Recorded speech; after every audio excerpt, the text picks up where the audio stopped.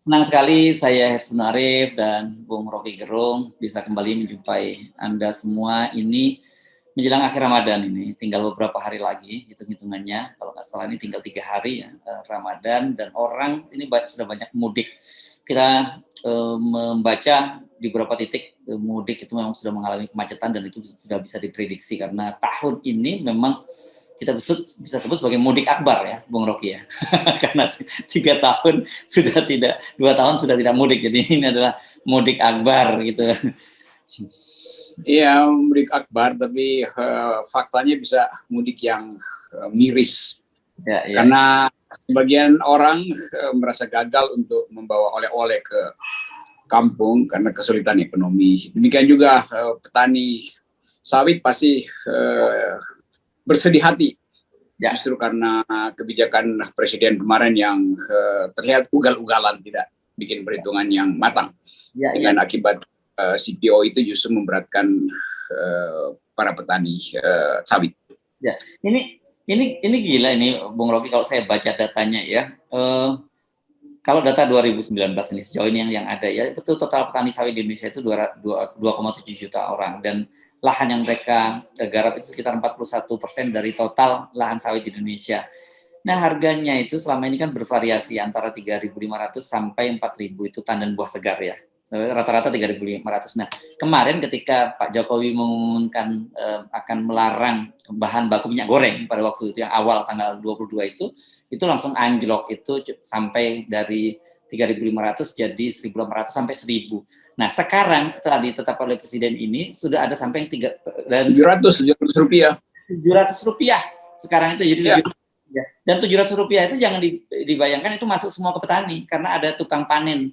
Jadi sekitar 300 lah komponen tukang panennya. Jadi paling diterima oleh petani tinggal 400. Padahal pupuk untuk sawit ini terkenal rakus dengan pupuk. Itu mahal sekali. Jadi bisa dibayangkan ini adalah lebaran yang kelabu buat para petani sawit.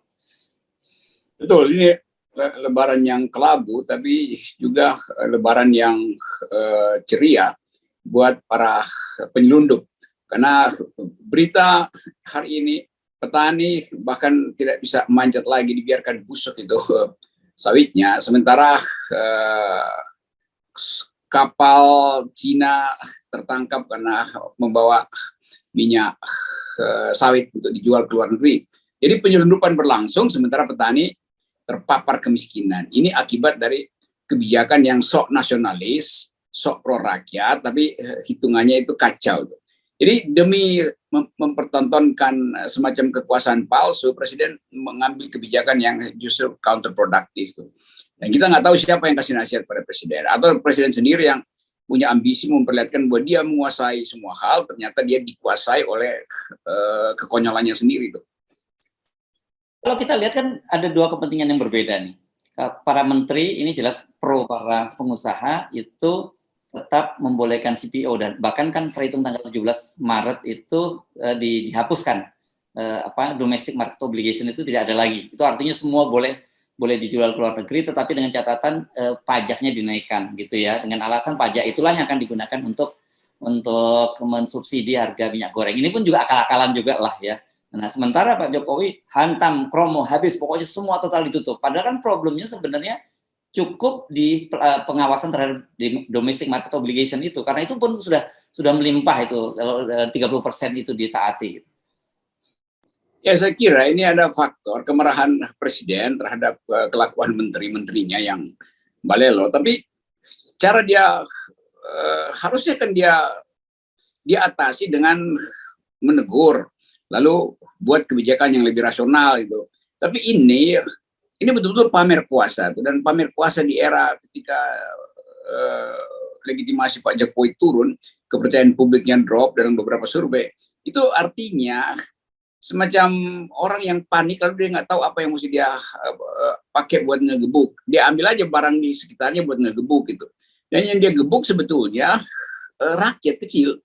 Karena kalkulasi-kalkulasi yang udah diperlihatkan oleh para pakar penghitung bahwa ya kebutuhan kita itu sangat memungkinkan tercukupi. Itu kan Pak Jokowi bilang demi kebutuhan dalam negeri, kebutuhan dalam negeri udah dihitung cuma sekian persen tuh, yang selebihnya adalah biarkan diatur oleh mekanisme pasar, kan begitu sebetulnya.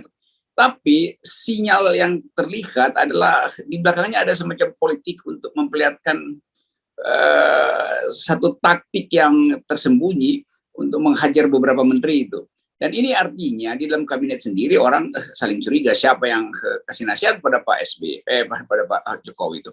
Dan sangat mungkin ini kenapa saya sebut Pak SBY, karena biasanya orang minta nasihat pada Pak SBY itu sebagai potensi jadi informal leader sebetulnya. Dan sebetulnya mesti ada forum di mana Pak Jokowi ya bercakap-cakap lah tanpa emosi. Ini kan dipaksa keputusan itu hanya karena emosi itu. Jadi sekali lagi di dalam kabinet terjadi perpecahan tuh. Menteri yang sana mungkin menduga bahwa ini gara-gara menteri-menteri yang dekat dengan Jokowi itu ngomporin supaya lakukan satu keputusan yang akan membatalkan seluruh perencanaan rasional yang lagi dibuat oleh Menko Ekuin misalnya. Atau dianggap Menko Ekuin yang Pak Hartarto, Airlangga Hartarto yang terlalu cepat membaca jalan pikiran presiden, padahal bukan itu jalan pikiran presiden.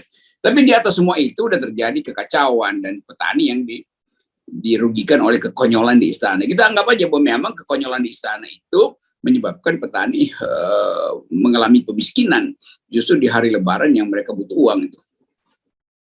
Tapi ternyata kalau menurut surveinya, salah satu lembaga survei, ini surveinya apa, indikator politik itu berhasil loh bijaknya Pak Jokowi itu. Survei dia tingkat kepuasan publik langsung naik itu. Cepat banget ya, naik turunnya kayak yoyo gitu. Kita nggak tahu itu yang disurvei siapa lagi nih. Kan tetap mau dikasih kesan bahwa kalau Pak Jokowi lakukan sesuatu itu tidak counterproduktif dengan legitimasinya.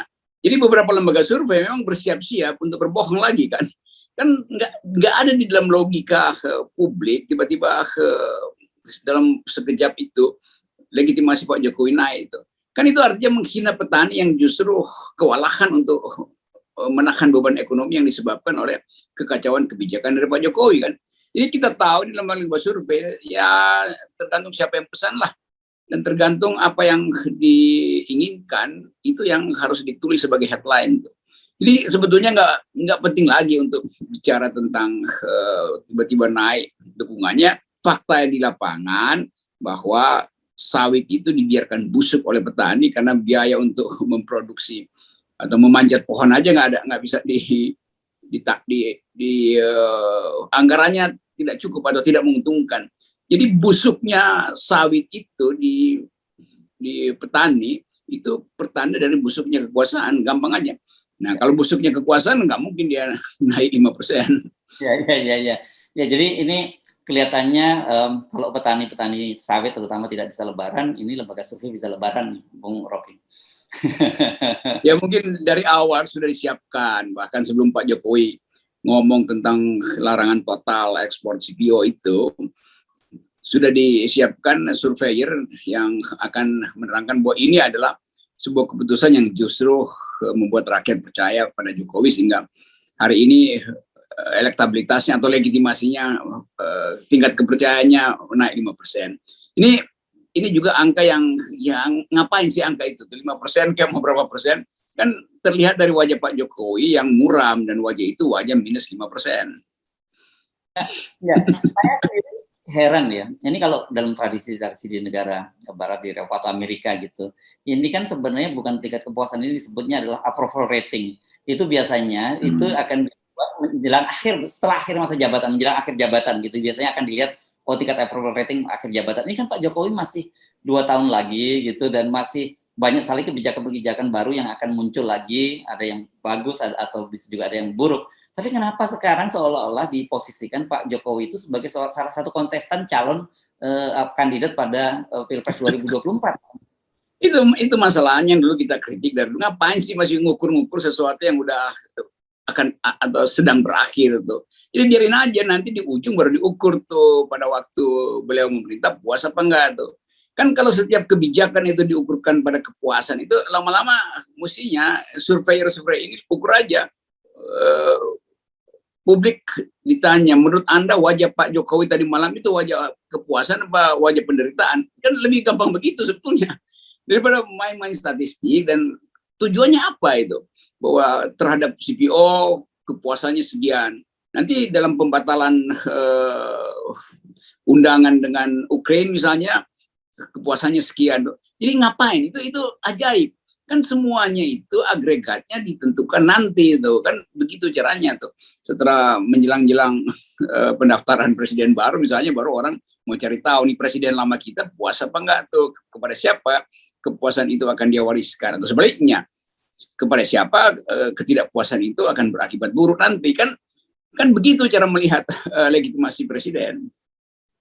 Tapi kita kelihatan sekali bahwa masalah sawit ini ditunggangi berbagai kepentingan politik dan sebenarnya tidak ada urusannya dengan kesejahteraan rakyat. Misalnya KPK nih, kalau kita lihat kan KPK kemarin kan ditertawakan publik, bahkan disindir-sindir juga oleh mantan juru bicaranya. Kenapa dalam kasus minyak goreng mereka kok seperti cuek gitu, justru malah Kejaksaan Agung akhirnya kemudian menjawab bahwa sebenarnya kita juga sudah menyelidiki kasus itu, tapi keduluan sama Kejaksaan Agung gitu. Nah sekarang mereka rupanya menangkap Ade Yasin ini Bupati Bogor. Tapi orang juga bilang bahwa ngapain mainnya di pinggir-pinggiran gitu. Yang terjadi sekarang mereka mulai mau ngerjain Anies Baswedan ini berkaitan dengan Formula E gitu. Jadi orang bilang lihat KPK kok sama dengan PSI ya, selalu jadi hatersnya Anies Baswedan gitu. Jadi akhirnya analisis politik nggak lagi berbasis pada kemampuan kita untuk membayangkan masa depan, tapi kita mulai menghitung teknik bahasa tubuh itu. Kan orang akhirnya anggap bahwa siapa yang seolah-olah didekati oleh Pak Jokowi, itu sebenarnya sinyal bahwa dia akan ditangkap. Kira-kira begitu kan. Jadi Pak Jokowi jadi semacam sinyal buruk bahwa Pak Jokowi ngasih umpan, ini orang yang mesti diperiksa ya, Anies Baswedan yang kena hari ini. Walaupun proses pembuktiannya apakah itu anggaran Formula E itu bisa dinyatakan sebagai aktivitas yang harus atau legal dibantu oleh APBD atau ada bridging lain. Tapi yang penting kita lihat sekarang itu balancingnya langsung terjadi. 2 hari sebelumnya Anies bermesraan dengan Pak Jokowi, sekarang Anies dinyatakan sebagai potensi untuk tersangka. Jadi itu sinyalnya, orang nggak tahu bacanya bagaimana ya. Kalau Pak Jokowi diberitahu duluan misalnya, mungkin Pak Jokowi anggap ngapain lagi bergandeng dengan Anies. Atau memang Pak Jokowi udah tahu bahwa Anies akan ditersangkakan baru, akan ditersangkakan lagi di KPK, maka dikasih sinyal seolah-olah ya itu memang nasibnya lah. Tapi kita juga bisa lihat ada faksi lain tentu yang ingin menghalangi Anies, dan segala macam spekulasi berlangsung. Partai yang merasa cemburu dengan elektabilitas Anies mulai memakai kekuasaannya untuk mempengaruhi KPK. Jadi variabel-variabel ini yang terlihat ulang, tapi tetap ada hal yang konkret bahwa ekonomi kita memburuk terus, legitimasi presiden memburuk terus. Jadi setiap persoalan politik harus dilihat dalam konteks itu. Apakah pemburukan legitimasi presiden bisa diatasi dengan sprindik buat Anies? Kan agak kacau itu cara melihatnya kan. Atau apakah orang akan lupa soal krisis minyak goreng kalau Anies ditersangkakan. Jadi bagian-bagian ini yang ya saya anggap ya permainan politik, tapi permainan yang agak konyol aja. Karena orang sudah tiba pada kesimpulan bahwa calon-calon yang dipersiapkan Presiden Jokowi itu nggak bermutu, kan itu intinya. Sehingga mulai ada kecemburuan, oh kok ada calon dari luar itu. Itu saya kira itu sinyalnya begitu. Dan apalagi pada saat yang bersama juga KPK itu memberikan pernyataan bahwa tidak cukup bukti dalam kasus iktp terhadap Ganjar Pranowo. Nah ini kan seru juga ini. Ya itu kontras itu yang saya maksudkan tadi. Orang akhirnya anggap bahwa apa yang diucapkan oleh KPK itu sebetulnya isinya adalah politiking. Kan itu dalilnya kan. Jadi sekali lagi sinyal-sinyal begitu nggak akan menutup keadaan real kita, yaitu ekonomi memburuk, hutang yang nggak bisa dibayar lagi, tekanan internasional terhadap hak asasi manusia. Jadi itu semua yang sebetulnya lebih penting untuk dibicarakan tuh. Dan ini yang ingin dihindari dengan bikin headline baru soal Ganjar lalu soal Anies. Itu aja sebetulnya bolak-balik di situ. Ya, jadi saya kira kita kembali lagi ya ke dampak ini, karena ini saya kira sangat serius apa yang terjadi ini, dan ini langsung membuka mata publik bahwa memang ada friksi yang sangat serius di kabinet, dan itu terjadi antara Presiden Jokowi dengan para pembantunya, kan gitu ya. Itu jauh lebih, saya kira lebih penting, dan karena itu dampak lebih luas, lebih besar terhadap rakyat.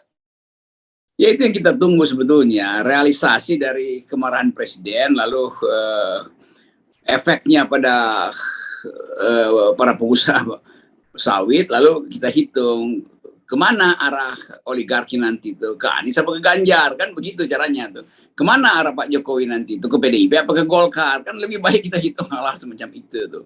Dan itu sebetulnya yang ingin kita pesankan pada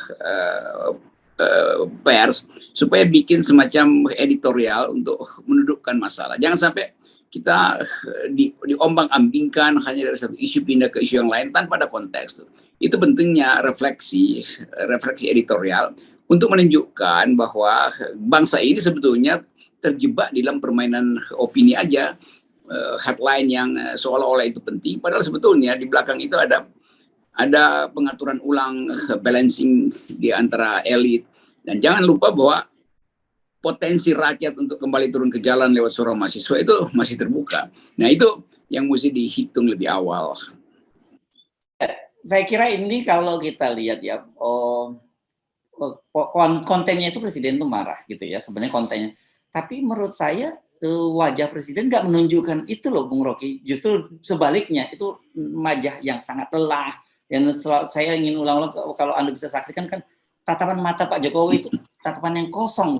Itu dia membayangkan bahwa ini adalah semacam senjata terakhir beliau. Kan selalu dikatakan Jokowi ini diijon atau diasuh kalau mau lebih sopan oleh oligarki itu. Kan dia mau balikkan itu, tesis itu kan. Lalu dia lakukan sesuatu yang kontroversial tapi sekaligus konyol tuh. Sehingga dia nggak bisa hitung sebetulnya langkah keduanya apa nanti itu. Itu yang membuat beliau terlihat lelah tuh. Kalau dia punya langkah kedua, langkah ketiga, pasti dia bergembira ucapin itu. Karena dia tahu nanti dia punya senjata baru untuk sebut aja perang kedua soal CPO ini dengan para oligarki. Tapi dia nggak punya itu karena terbatas sekali kan. Jadi presiden sekarang tidak punya lagi kemampuan untuk mengorganisir powernya di istana. Biasanya ada Pak Luhut, ada Pak Mahfud. Tapi barusan dia tahu Pak Luhut sepertinya nggak bisa lagi jadi andalan dia. Karena jadi sasaran tembak dari semua orang yang menginginkan politik itu nggak diintervensi oleh LBP kan. Nah, jadi Pak Luhut sendiri udah kehilangan kemampuan untuk meyakinkan Pak Jokowi bahwa dia masih bisa beri nasihat terhadap keadaan politik. Demikian juga Pak Mahfud yang kemarin akhirnya menyerah juga tuh dan membocorkan sedikit kekacauan di istana, sehingga ya Pak Jokowi ya kehabisan pendamping untuk berbicara tentang hal-hal yang makro tentang politik kan. Jadi itu yang terjadi sehingga kelihatan dia kesepian aja di istana itu, dia nggak tahu mau ngapain tuh. Nah ya bagian yang kemudian keluar adalah semacam kemarahan yang jadi orang marah karena dia putus asa. Jadi yang terlihat sebetulnya keputusasaan bukan kemarahan. Ya. Betul. Itu saya kira formula yang paling pas.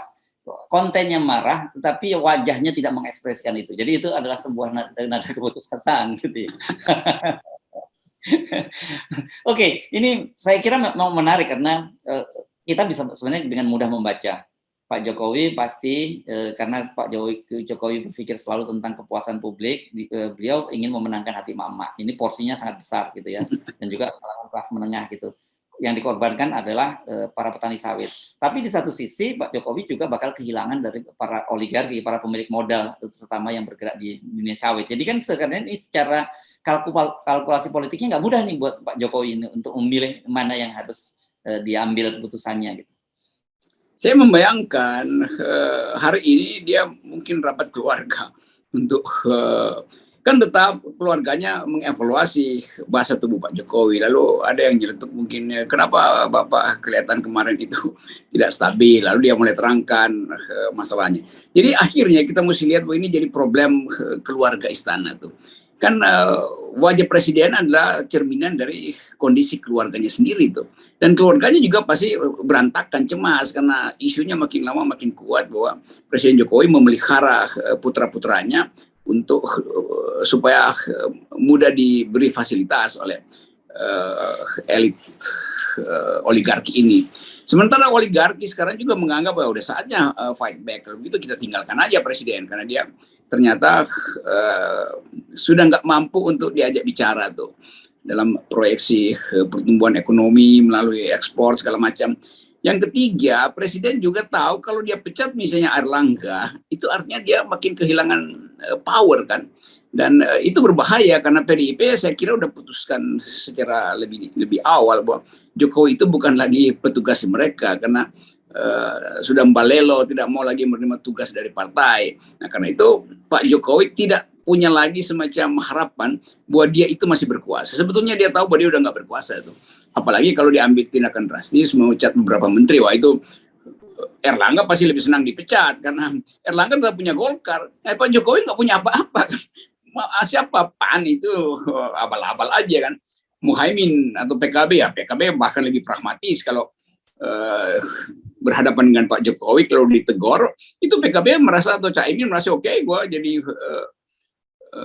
freelance saja di istana, kira-kira begitu. Jadi itu terlihat kalau saya analisis wajah Pak Jokowi, dia bayangkan bahwa dia akhirnya kesepian tuh. Kesepian dalam arti dia nggak tahu siapa lagi yang bisa diandalkan untuk membela dia tuh. Ya. Saya kira kita dapat penjelasan soal ini ya, mengapa kok wajah Pak Jokowi meskipun kontennya sangat keras, tapi ekspresinya tidak menunjukkan itu. Jadi ya kita tunggu saja, Bung Rocky, karena saya juga seperti Anda menduga nggak mungkin para oligarki, para pebisnis, pemain besar sawit ini diam saja dengan putusan Pak Jokowi ini. Ya, dan para analis politik masih bicara soal 2024 pendukung Jokowi, nanti kita siap. Iya, itu persiapan yang palsu. Energinya udah habis. Pak Jokowi sendiri menganggap ya mungkin kalau dipercepat pemilu sekarang lebih baik buat dia kan. Dalam keadaan dia masih mampu untuk menunjukkan wataknya sebagai pemimpin, walaupun konyol keputusan itu. Tapi sejarah masih akan tulis bahwa Pak Jokowi berhasil walaupun agak tersamar mengalahkan oligarki, kira-kira begitu. Sebelum 2 hari lagi oligarki fight back, maka dia mungkin menganggap ya saatnya percepat pemilu. Bayangkan kalau Pak Jokowi nanti 2 hari ini bilang saya merasa lebih baik pemilu dipercepat, maka dia bisa dapat pujian justru bahwa dia mengerti bahwa keadaan hanya bisa diselesaikan dengan percepatan pemilu. Ini bukan kita berupaya untuk ngomporin, tapi ya itu kalau orang tanya solusinya apa ya begitu solusinya. Walaupun orang akan marah lagi, kok dipercepat pemilu? Nah, tanya solusi ya itu lebih baik. Sangat mungkin juga Pak Jokowi mempertimbangkan itu. Ya, saya kira ini Pak Jokowi kalau sekarang merenung sendirian di istana itu membayangkan pasti Pak Jokowi menyesali ya atau yang terjadi wacana 3 periode itu. Awal-awalnya pasti beliau sangat bersemangat mengetahui bahkan ada perpanjangan pemilu, tapi ternyata justru wacana penundaan pemilu dan perpanjangan masa jabatan itu sekarang mengubah situasi politik secara drastis. Orang kemudian Jokowi jangan-jangan tidak pernah, jangan-jangan membayangkan mempercepat, bertahan sampai tahun 2024 saja ini dia sudah sangat berat. Ya itu, jadi tadinya memang 2 bulan lalu ada semacam gairah Jokowi menganggap I am in charge itu, saya masih menguasai, karena itu ide perpanjangan itu masih akan berlanjut terus dan dia menganggap bahwa orang-orang sekitarnya masih setia pada dia tuh. Kalau sekarang kan betul-betul berubah, dalam 1 minggu berubah sama sekali. Nggak ada lagi orang yang menganggap bahwa harapan Jokowi itu bisa diwujudkan tuh. Jadi ketar-ketir Pak Jokowi itu terlihat di dalam wajah dia kemarin, dan itu wajah yang seolah-olah melihat ya udah nggak ada masa depan. Itu talak 1 udah jatuh dari PDIP, sekarang mungkin talak 2 dari Golkar, dan bisa jadi 2-3 partai akhirnya mengatakan kami mundur dari kabinet.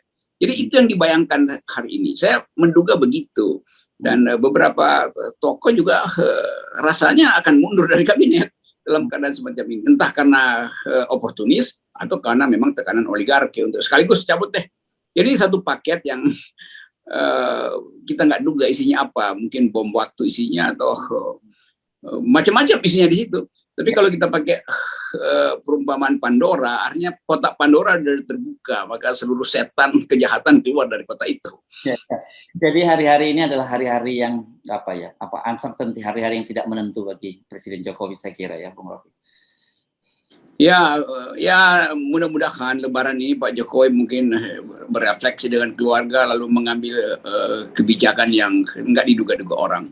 Ya. Misalnya dia pidato dalam rangka Lebaran, saya minta maaf karena banyak kesalahan yang tidak pernah saya prediksi. Kan bagus juga kalau presiden kasih pengakuan begitu tuh. Ya. Lalu orang tunggu, kalau begitu perpanjang 3 periode atau perpendek, cukup dengan 2,5 periode. Begitu kira-kira Ya. pertaruhan baru. Oke, baik, terima kasih Bung Rocky Gerung. Siap, dan terus 0% itu adalah harapan. Yes.